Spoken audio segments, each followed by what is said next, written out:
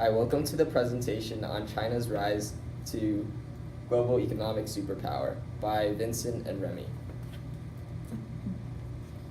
So, a brief history of how China came to their economic gain in the world is first the Chinese Communist Revolution in the mid 20th century.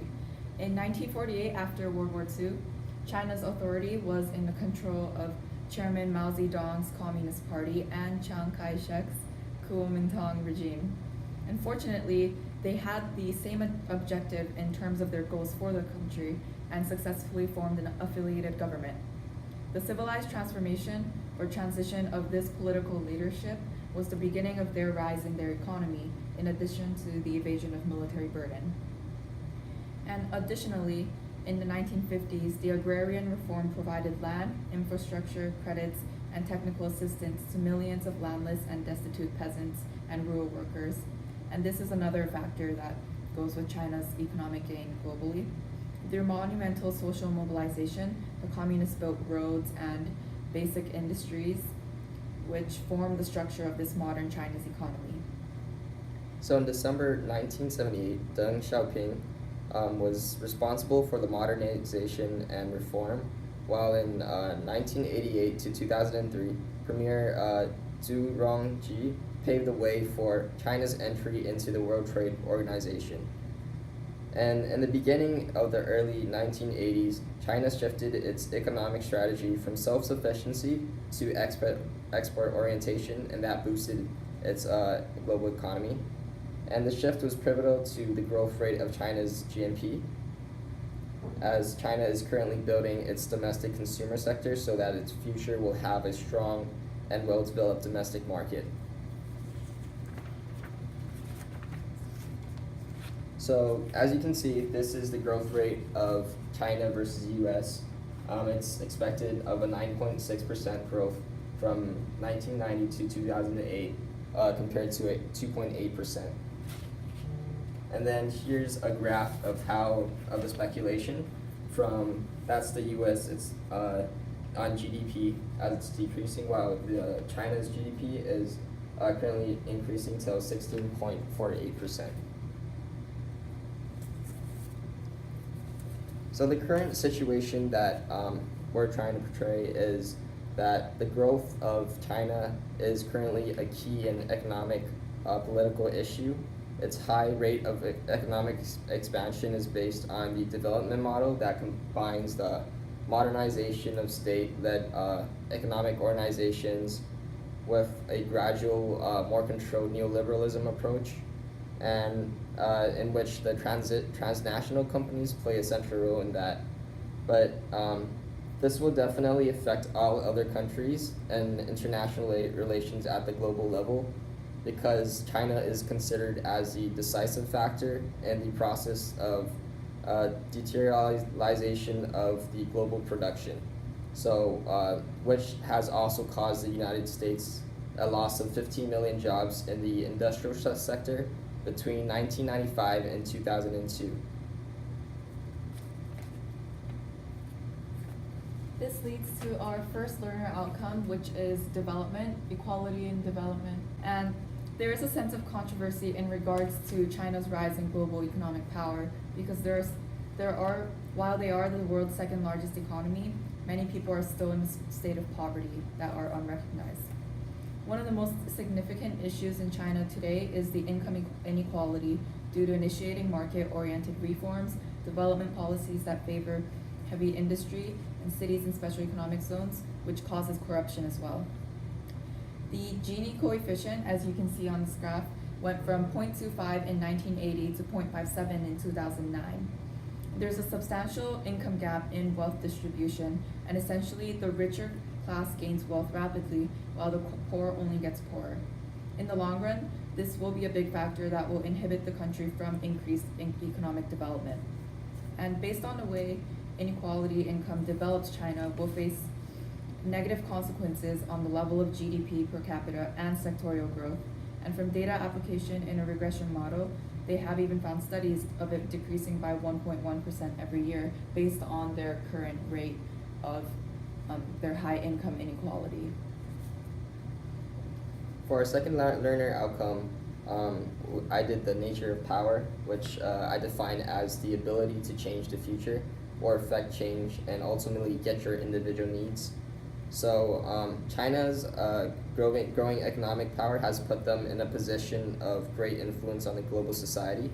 And one of my examples was the lowered oil price, which are affecting the economies of Russia, the OPEC countries, and the US as a result of oversupply. So China's falling demand for the oil has greatly contributed to that oversupply, and the economies of the country have depended on China's thirst for the oil, and now they aren't able to obtain that money from China because China isn't in a need of oil. Another example are falling commodity prices. Oil is a commodity, but it's one of the many that are currently losing value as a result of falling demand.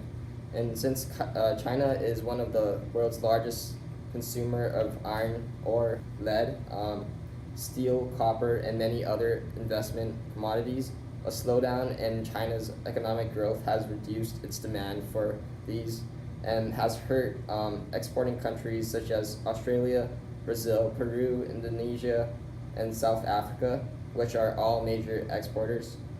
And hence, this has also reduced the trade. As China may not be the world's economic engine, it may be the trade engine.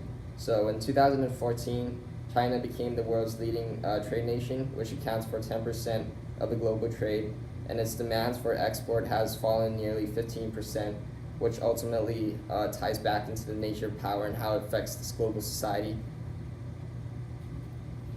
The third learner outcome is power, which defines as operation of state power in global politics. And so power is a key concept in regards to this issue because it is China's sovereignty and their use of soft power to influence global markets that has helped fuel their rise to economic power. And in terms of China's economic power, it comes from soft power tactics in trading. And in addition to this, they use their increasing economic leverage as a way to advance the country's power. An example would be the international trade orientation and their position as a UN Security Council member.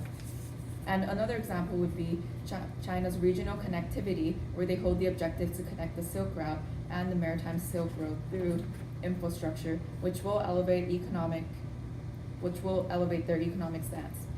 And in addition, this also suggests peace development. For our fourth learning outcome, it's the nature and extent of interactions in global politics. So in little more than 3 decades or so, China has transformed itself to a closed-off nation, to an emerging superpower that rivals the United States. And in April this year, the World Bank's International Comparison Program projected that during the course of the 2014, China's GDP would exceed that of the United States. And by 2030, its economy would be twice the size of America's. So it should be noted that the West has consistently underestimated the speed of China's rise and the extent to which the world has changed because of China's transformations and the interactions in global politics. So the transformation is mostly felt in East Asia, and the underlying cause is China's rapid displacement of the United States over the past 25 years as the premier economic power in the region. So its growing influence is characterized by a two-speed process. Its economic growth influence in the fast lane and the political, cultural in the other. So not only does it exercise a great, powerful gravitational pull on countless countries around the world, from Australia, Africa to Latin America, but it also changes the nature and interactions in global politics. And that leads us to the first exam question of evaluate the claim that the importance of military power is diminishing in modern global politics. So it's evident that the nation states choose to use military power for safety, and countries are now developing in terms of economic power and its political influence on the global society. So they're mainly using military power as a secondary safety source in which if people engage, they will have the option to defend themselves. But now countries are more moving to a liberalist and capitalist perspective, and where countries cooperate together for the benefit of the good, as we can see in China's economic growth, how they were able to expand their economy based on using liberalism. This exam question 2 is relevant to the unit of development, and the question is, development failures stem from factors that are internal to states rather than external. Discuss this claim. And an argument is that states fall into periods of development regression from factors that are internal, or rather caused by themselves, where external impacts on a state is what abrogates their internal failures as well.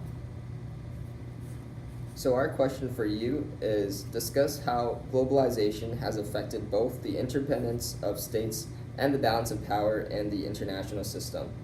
So that's our question for you, and here is our works cited. Thank you for watching.